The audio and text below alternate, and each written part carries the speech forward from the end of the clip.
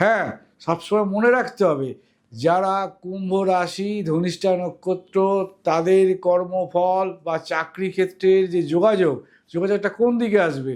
যোগাযোগটা আসবে, আপনি যদি কলকাতায় থাকেন তাহলে আপনার যোগাযোগটা আসবে পশ্চিম দিক আর পূর্ব দিক, অর্থাৎ ওয়েস্ট এবং ইস্ট। এই দিকে আপনি যদি কর্মরত হন তাহলে কিন্তু আপনার কর্মক্ষেত্রে কিন্তু বিরাট সুযোগ আসবে।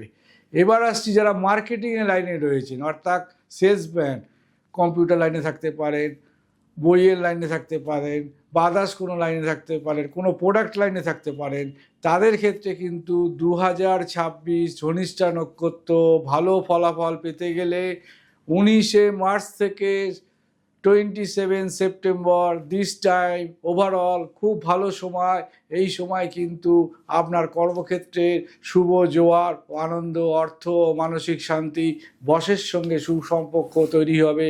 অর্থাৎ এই সময়টাকে আপনি কাজে লাগান, আপনার ফলাফল পেতে বাধ্য। সঠিক সময়, সঠিক সিদ্ধান্ত, সাফল্যের সঠিক দিশা।